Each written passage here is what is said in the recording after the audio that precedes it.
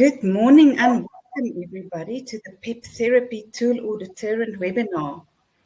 So thank you for your time and thank you for making the time to attend this webinar. Just a few things. Today's session will be absolutely mind-blowing. So I want to ask you if you could please grab a pen and paper because you will have to make some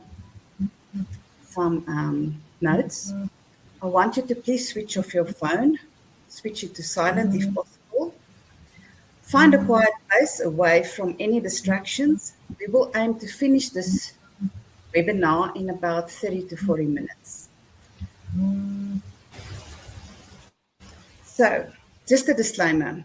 This webinar is sponsored by Alura Medical. However, we will not push any products today. We will not discuss any brands or any actual PEP therapy devices. So rest assured, this webinar is only about PEP therapy and the application thereof. I am pleased to introduce our speaker, Renée Seal, a highly skilled physiotherapist at the Constantia Berg Mediclinic in Cape Town. Renée holds both a BSc and an MSc from the University of Cape Town and leads a private practice that specializes in critical care, post-operative rehabilitation, and the management of acute respiratory dysfunction.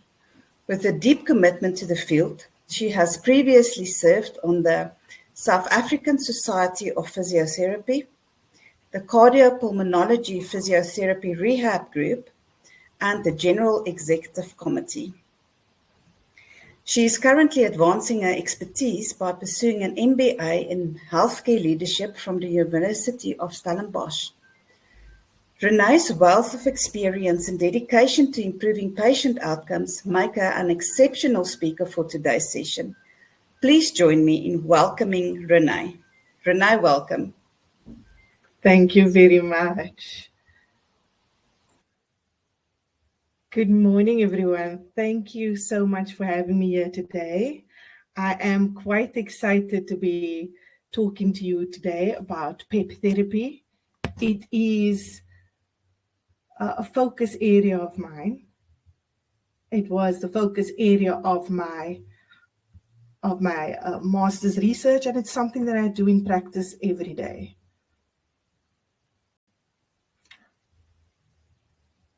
Just waiting for my slides to pick up with me.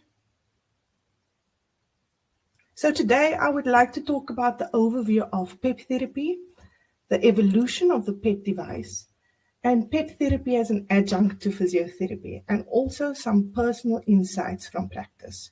So we're just going to run through the slides and hopefully we can get some feedback from you afterwards with email, or you can just contact us as well. So when you think of PEP therapy, what comes to mind? Is it the blow bottle, or is it a more commercially available device?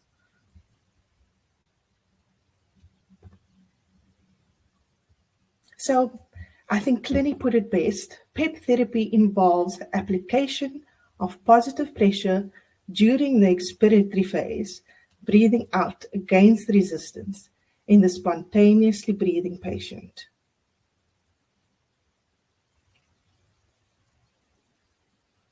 So the three main aims of PEP therapy are to, number one, improve lung volumes, number two, alleviate hyperinflation, and number three, improve airway clearance.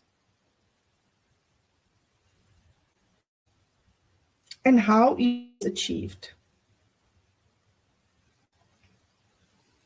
So how does PEP therapy improve lung volumes?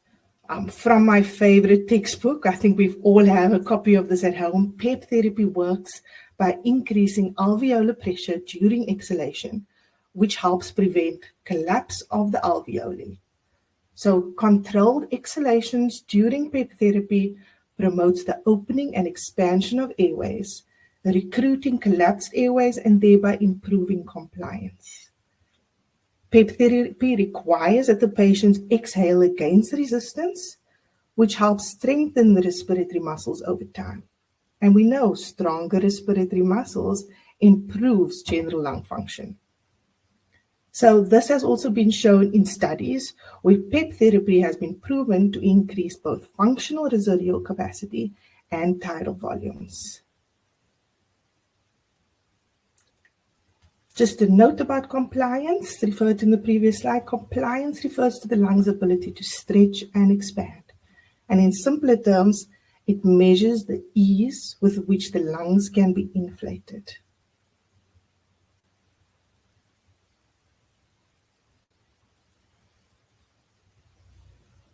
So how does PEP therapy alleviate hyperinflation?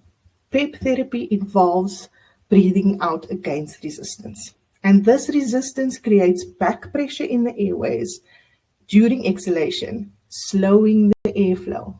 And as a result, the expiratory phase is prolonged, allowing more time for air to flow out of the lungs. And this helps to prevent air trapping and reduces hyperinflation. How does PEP therapy assist airway clearance? I think this is sort of a marvelous idea, and it does this through collateral ventilation. We are just fearfully and beautifully and wonderfully made. So I want you to think of the lungs. You can think of the lungs as a bunch of grapes, but more importantly, in between these little bits of grapes, we have little airways, we have little passages which connect these little grapes via channels of Martin, channels of Lambert, and pores of Kohn. So the positive airway pressure achieved through collateral ventilation promotes airflow through these little channels, splinting the airways, keeping them open, allowing the accumulation of an increased volume of air behind the secretions, which promotes mucus movement to the proximal airways and aiding airway clearance. So now for a little bit of physics. You know, we all love physics, but in simple terms, I want you to think of Henry's law. Henry's law states that at a constant temperature, the amount of gas that dissolves in a liquid is directly proportional to the partial pressure of that gas in equilibrium with that liquid. So when I want you to think of Henry's law, I want you to think of gases exchange. So the application of extrinsic PEP through Henry's law will therefore have a direct impact on oxygenation and an indirect impact on ventilation. So that being said, I know it's a little bit of controversy between PEP and PEP, whereby extrinsic PEP or PEP refers to positive pressures applied at the end of a breath, usually by a ventilator or mechanical force, whereby PEP therapy involves a patient actively exhaling against resistance. So essentially, PEP is external force, whereas PEP is patient-driven. And I think we've moved away from PEP bottle PEP therapy to PEP therapy because we also cannot measure the positive end expiratory pressure point. But regardless, the concept, the laws remain the same. I came across this very interesting article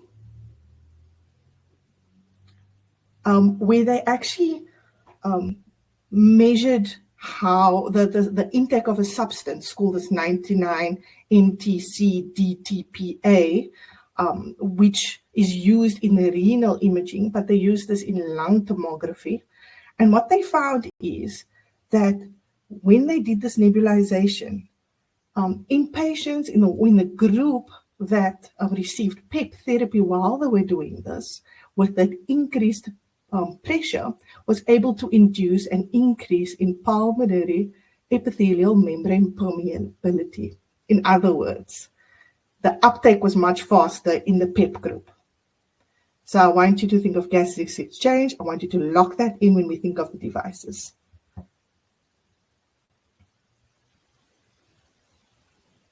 So the evolution of PEP devices,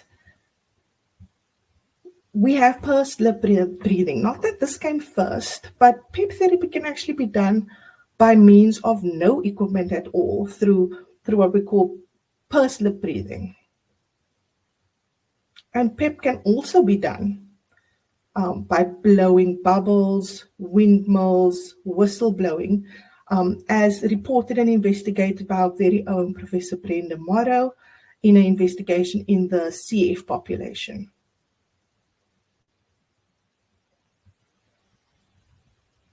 So devices can be either manually constructed or commercially made. PEP devices can be classified as either flow or pressure generated devices, where the PEP is either produced by passing the exhaled air through a fixed orifice, whereby the pressure generated increases the expiratory flow, or where the pressure remains constant regardless of the flow of the exhaled air.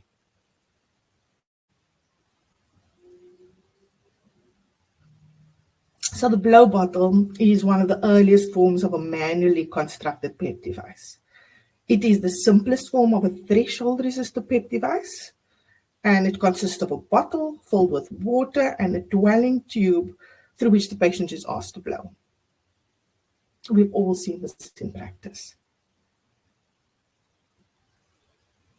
Then commercial devices first appeared on the market in the 70s in Denmark with this PEP RMT set, and PEP devices typically produce pressures between 10 to 15 centimeters of water, and now can be classified as either low PEP, high PEP, oscillating PEP, OPEP, or temporary PEP, TPEP, which is a little bit newer.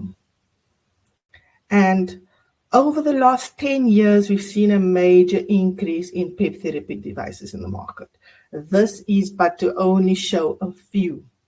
So taking that little image from gases exchange, it's nice to note that the Aerobica and the RespiPEP Theravance, they are PEP devices that can be connected to a nebulizer so that you can do PEP therapy while you're doing nebulization.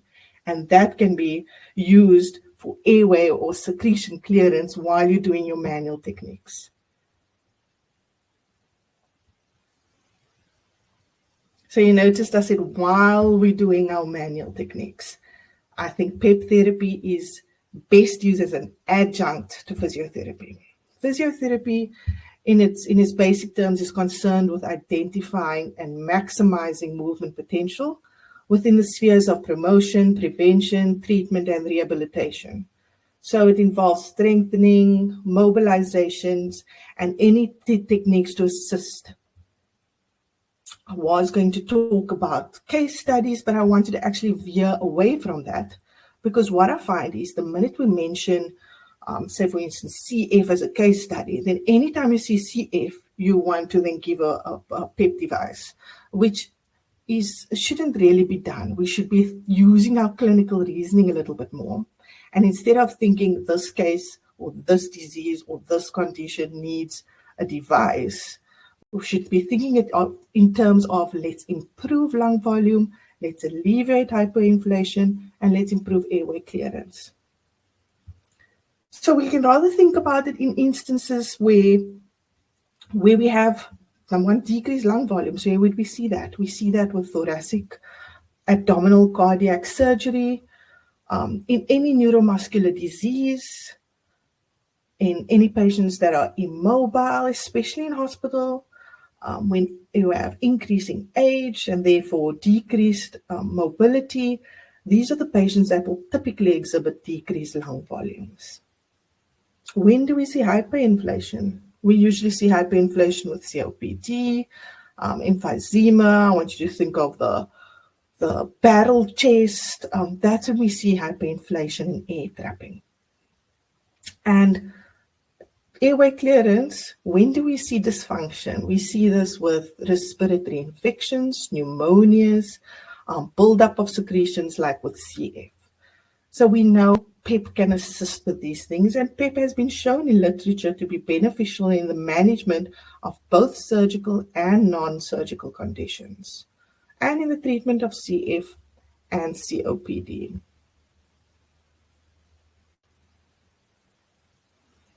We do need to chat about relative contraindications, especially pneumothorax. So if you think about it, physics again, pressure is always going to move from high pressure, is always going to move from a high pressure to a low pressure. So if we have an untreated or untrained pneumothorax, it's always going to follow the path of least resistance.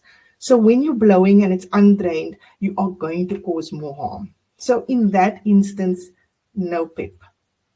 But I always think, even in the case of having an ICD, you need to consult the surgeon or the doctor that inserted it, because we are not there mostly during surgical processes. They will give us a little bit more insight as to the stability of that lung and how much pressure we can apply. Another pressure-related contraindication is intracranial pressure. Anytime you don't want to increase that volume, you're going to cause problems. Active hemolysis, so coughing blood, not a good idea when you're going to put something in your mouth as an activity. Same with trauma or surgery to the face or the skull or mouth. It's going to be difficult to put a valve or a tube in the mouth. And again, in severe or acute instances, we don't straight off the bat give a PEP device, because they might not be able to tolerate this increased work of breathing. Sinusitis, epistaxis, so nose bleeding, same. Anytime you exhibit that, it's difficult to put something in the mouth to then do therapy. And again, with the pressure, any ear or inner ear pathology might make it difficult to use the PEP device. Nausea, active vomiting, I think, is a contraindication. But nausea, again, with all of these, there are relative contraindications. You have to use your clinical reasoning, because no two patients are the same, and we have to think about it in that regard.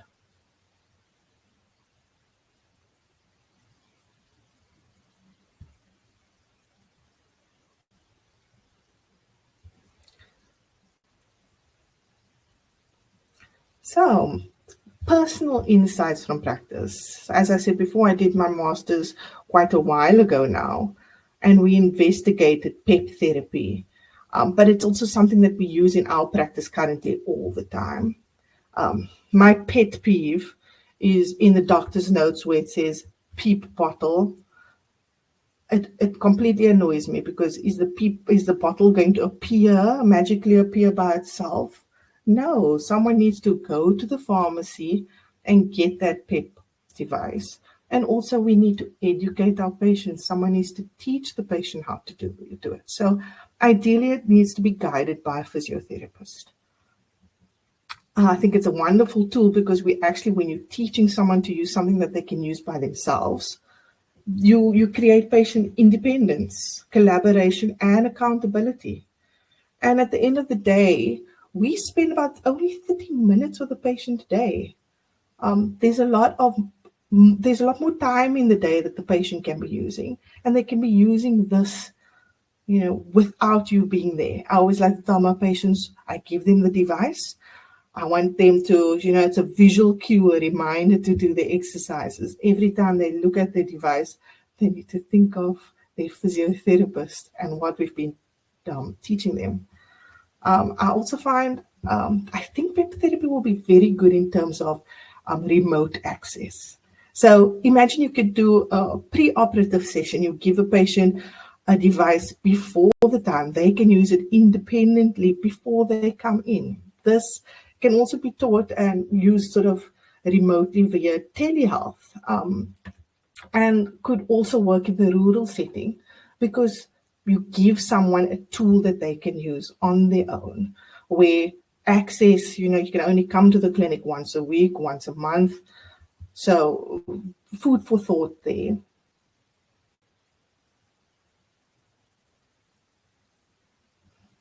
The cost of the device varies quite a bit. I've seen devices that cost around 46 Rand all the way to above 800 Rand.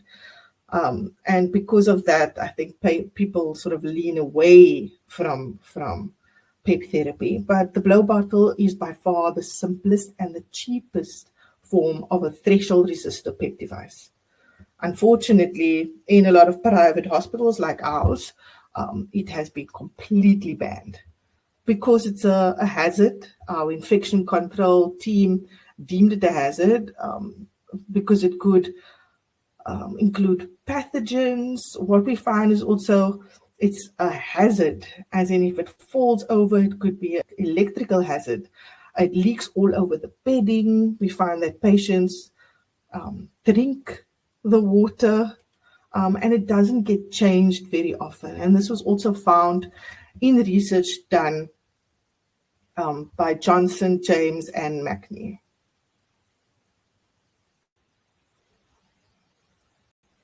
Also, with nappy-coded devices in the private healthcare sector, you'll find that your hospital only has certain devices on hand because they are nappy-coded. We only have 2 devices in our hospital, so we don't have a big choice because it all depends on the nappy code and the stock of the pharmacy at that time. And because of pricing and stock, I've heard a lot of physios actually go to Temu to get devices. We have to explicitly say that using a device that is not approved by SAPRA exposes the hospital and your patients and your practice to significant legal risks. So manufacturers, distributors, and wholesalers of Class A medical devices which are considered to have a measuring function or which are required to be sterile must apply for medical device establishment license and must be licensed by SAPRA.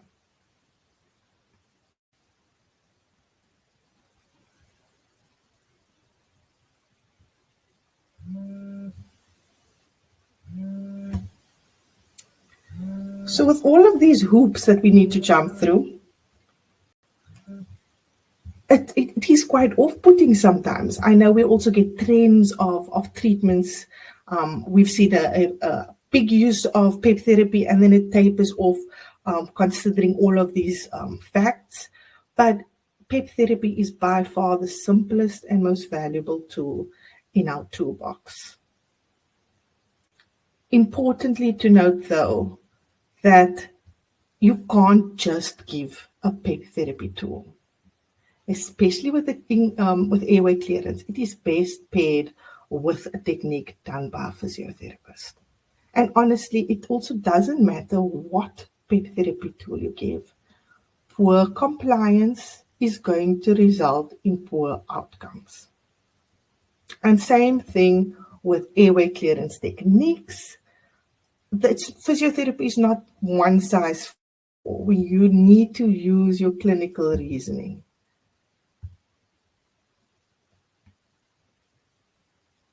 So my take-home message is that PEP therapy works. Physiotherapy works, and together PEP therapy is an advantageous adjunct. So it's best used together with physiotherapy to improve lung function, alleviate hyperinflation, and improve airway clearance.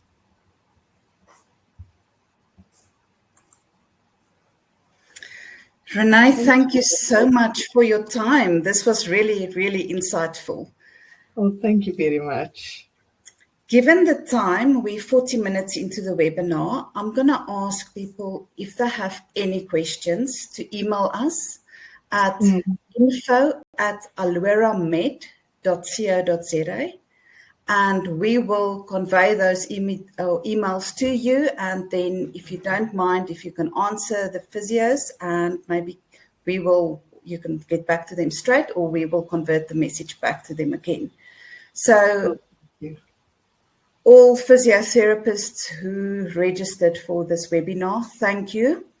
If you have any questions for Renee, please, again, the email address is info@alueramed.co.za. Renee, thank you for your time. This was really insightful. I certainly enjoyed it. And we're looking forward to having you on board for a follow-up webinar on PEP therapy. Awesome. Thank you very much for having me. Take care. Okay, bye. Thank you. Bye. Bye, everyone.